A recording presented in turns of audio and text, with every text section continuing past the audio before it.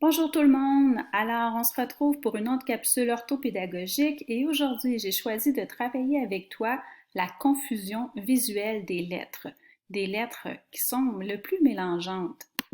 Alors, ce sont les lettres B, D, P et Q. Ça t'est sûrement arrivé d'arriver devant un mot puis de te questionner, est-ce que je dois écrire un B dans ce sens-là? Est-ce que je dois écrire un B dans ce sens-là? Le P, le Q, c'est lequel? C'est normal. Jusqu'à l'âge de 9 ans, tes yeux et ton cerveau peuvent encore les mélanger.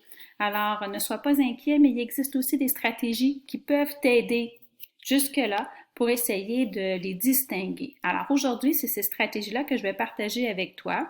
Moi, j'en connais deux qui me semblent les plus efficaces. Tu prendras celle qui est la plus efficace pour toi. Alors, la première stratégie est la stratégie des mains. Tu l'as peut-être déjà entendu, même dans ta classe, c'est fort possible. Alors, tu vas prendre tes mains devant toi et tu vas fermer tes poings et remonter tes pouces. Qu'est-ce que ça va te donner? Alors, ça va te donner un B et un D.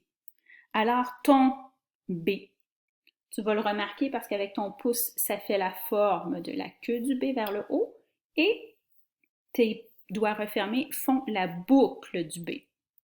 Et ce mot-là, on va essayer de le retenir avec un mot, ça va être le mot bien. Alors, je suis bien d'accord. Alors, de l'autre côté, j'ai mon B formé, ma boucle formée par mon poing et mon pouce remonté vers le haut. Alors, je suis bien d'accord. Lorsque tu te questionneras la prochaine fois devant un mot, tu sais qu'il commence par un B, mais tu ignores de quelle façon écrire le B. Alors, par exemple, tu as le mot banane et là, tu te questionnes. Alors, replace tes mains devant toi. Il dit, je suis bien d'accord. Bien, bien, c'est celui-là, oui. Alors là, tu vas pouvoir remarquer ta main et aller reproduire cette forme-là dans ton cahier, dans ton écrit.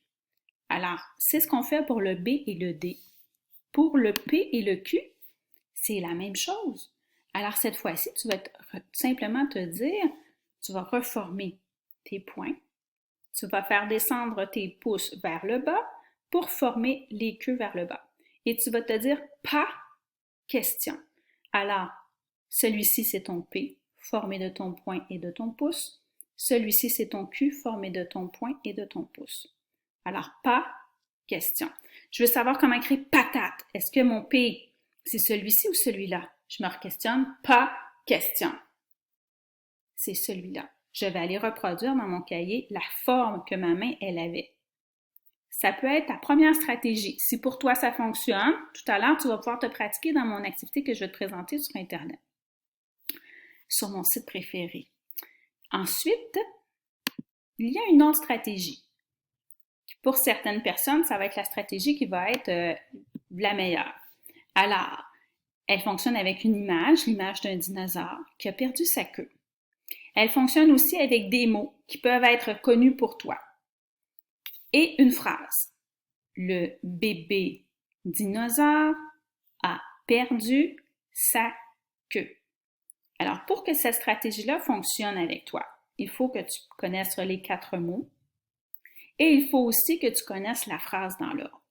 Le bébé dinosaure commence par le D, a perdu commence par un P, sa queue commence par un Q. Alors, il faut que tu mémorises la phrase et que tu mémorises chacun des mots. Alors, c'est sûr que c'est d'un niveau de difficulté un petit peu supérieur et tu peux aussi l'agencer avec les mains. Alors, tu pourrais te dire, le bébé dinosaure a perdu sa queue pour que tes doigts, tes mains forment les deux stratégies en même temps. Ça pourrait être une option. Maintenant, je t'amène dans une activité qui se fait sur le site Logiciel éducatif, que j'aime beaucoup ce site comme tu as pu remarquer. Alors, je t'amène tout de suite à cet endroit. Tu peux noter si tu veux l'adresse, je vais te laisser du temps, tu peux faire pause pour la noter.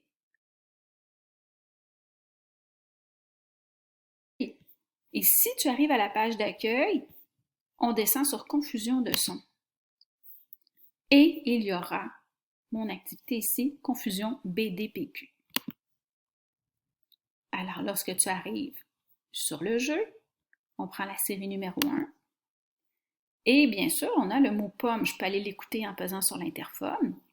Pomme. P. C'est le son P. Pomme. Là, je me questionne. Est-ce que c'est bien d'accord? Bub-dud? Non. Pa. Question? Oui. J'ai le p. Pa. Question. Alors, remarque la forme de ma main. Cette forme, c'est la forme de la lettre P. Tu peux ensuite aller cliquer sur le P. Lorsque tu appuieras sur suivant, un autre mot apparaîtra pour toi. Alors, j'ai le mot bouteille cette fois-ci. Alors, je me replace avec ma stratégie qui est pour moi la plus efficace. Peut-être que pour toi, ce sera le dinosaure. Moi, les mains me semblent vraiment très efficaces.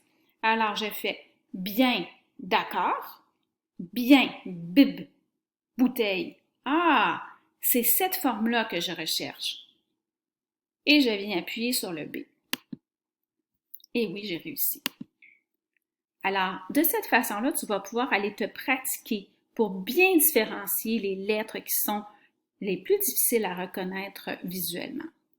Mais je te souhaite du plaisir et un bon travail et j'espère que bientôt on va se revoir pour pouvoir travailler ça ensemble, mais en personne. À la semaine prochaine!